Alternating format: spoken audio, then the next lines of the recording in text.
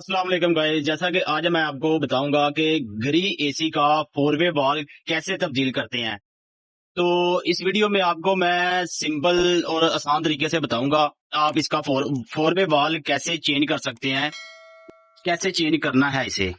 तो इस वीडियो में आप सीखेंगे बिल्कुल आसानी से, और ना इसका फोर वे वाल्व खराब होगा और ना इससे कोई मसला बनेगा। तो ये पहले वाला जो फोर वे वाल्व है, ये हम खोल लेते हैं। खोलने का तरीका क्या है कि हम यहाँ से ये देखें, इस जगह पे ये जॉइंट है, और दूसरे नंबर पे यहाँ पे जॉइंट है, नंबर 3 जॉइंट ये है, और नंबर 4 जॉइंट इस जगह पे लगा है, ये वाला है। हम यहाँ से जॉइंट निकालते हैं। तो इसका वाल बाहर निकाल के फिर मैं आपको बताता हूँ। इसका वाल को हमने निकाल तो लिया, और दूसरा जो वाल है हमारे पास, ये वाला न्यू वाल है। तो इस वाल को हम इस जगह पे लगाएंगे। वो इसका तरीका क्या है मैं आपको इस वीडियो में बिल्कुल आसानी से बताऊंगा।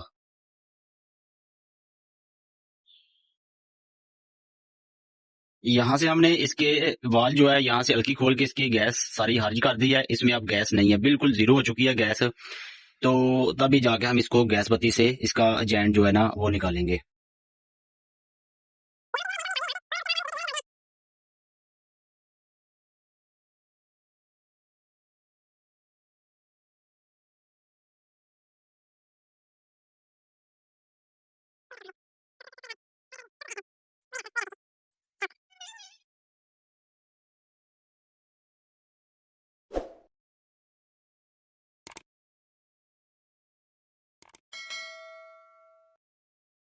जी तो गाइज आप देख सकते हैं, यहाँ पे हमने पुराने फोर वे वाल की फिटिंग सारी उतार ली है।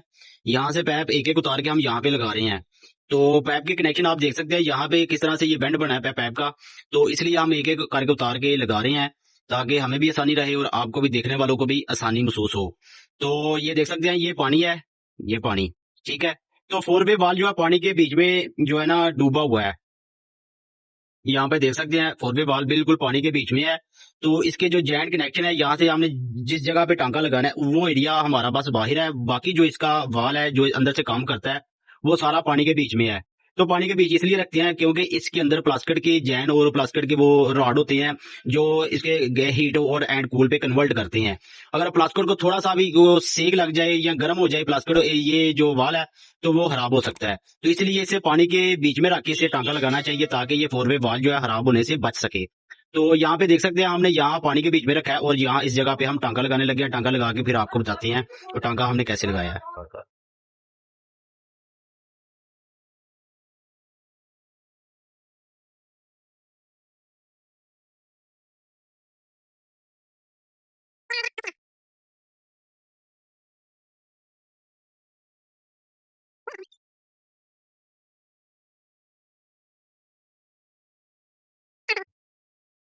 जी तो गाइस ये देख सकते हैं हमने वाल के, फोर वे वाल के जो ये 3 पाइप है ये लगा दिए हैं। तो बिल्कुल ये देखिए, पानी भी इतना गर्म नहीं है, बिल्कुल नॉर्मल सा पानी है। तो अगर पानी मैं आपको इसलिए दिखा रहा हूँ क्योंकि ये ज्यादा टाइम लगने से ये पानी भी गर्म हो जाता है। तो पानी भी इतना खास गर्म नहीं है, नॉर्मल है बिल्कुल। तो ये देख सकते हैं हमने टांके यहाँ से बिल्कुल कितनी खूबसूरती से लगा दी हैं। तो अब जी ये वाला जो हमारा पाइप है, ये हमारा कंप्रेसर के साथ जो डिस्चार्ज है वहीं पे हमारा जॉइंट होगा, ये वाला पाइप है। तो इसके साथ ये वाला जॉइंट होगा। तो अब जो है हम इसे वाल को उसी जगह पे लगा देते हैं जहां से हमने पहले वाला उतारा है।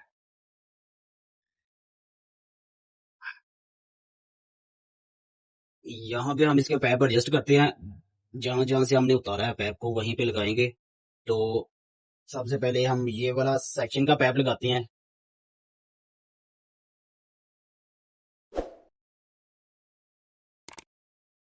ये वाला। उसके बाद दूसरा हम यहाँ पे ये सेक्शन लगाते हैं,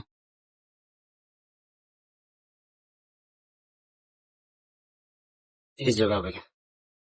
तो ये वाले हम इसके जो पाइप है ये जॉइन कर लेते हैं। उसके बाद ये दूसरे वाले करेंगे, यहाँ पे ये, और दूसरा ये वाला।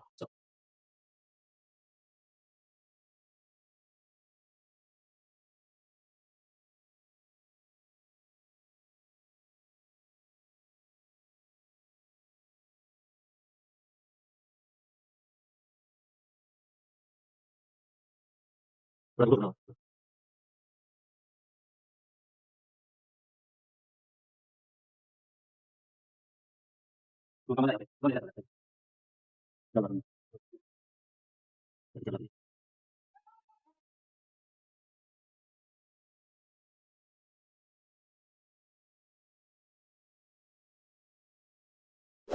تو گائز یہ دیکھ سکتے ہیں ہم نے الحمدللہ اس کے ٹانکے سارے کمپلیٹ کر دیے ہیں، کوئی اس کا جوائنٹ باقی نہیں ہے. یہاں سے یہ والا بھی لگا دیا اور اس کے بعد یہ والا بھی لگا دیا ہے، تو نیچے یہ بھی لگا دیے ہیں، یہ والا بھی اوکے ہے اور اس کے بعد یہ والا بھی اوکے ہے.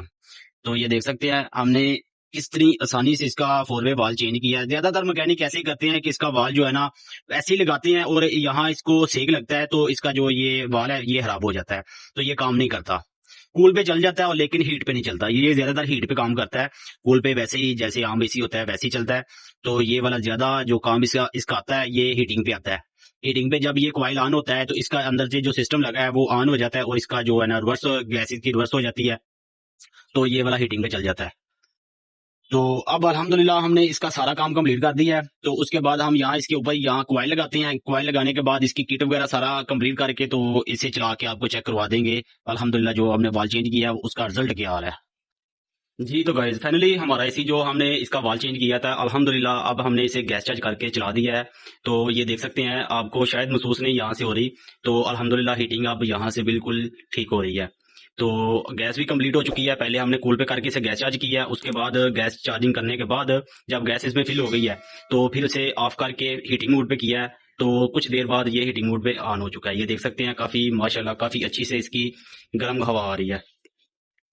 تو یہ دیکھ لے یہ والا اس کا آؤٹ ڈور ہے، وہی آؤٹ ڈور ہے جو ہم نے آپ کو کھول کے جس کا 4 وے وال چینج کیا ہے. تو الحمدللہ یہ پہلے سے بہت ہی اچھا زبردست کولنگ کر رہا ہے اور ہیٹنگ بھی بہت اچھی طرح کر رہا ہے. اب ہم نے اسے ہیٹنگ موڈ پہ چلا دیا ہے، ہیٹنگ آ رہا ہے. تو باہر سے یہ دیکھیں کول ہو رہا ہے، چل ہو رہی ہے، یہاں سے بہت ہی زبردست یہاں سے چل آ رہی ہے.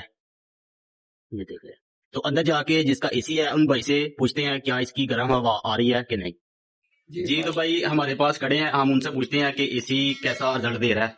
جی شکور بھائی نے ماشاءاللہ بہت اچھا کام کیا ہے، ابھی تو بہت اچھی ہیٹنگ ہو گئی ہے. چلو جی ماشاءاللہ اب ہمیں اجازت دیجیے، اللہ حافظ.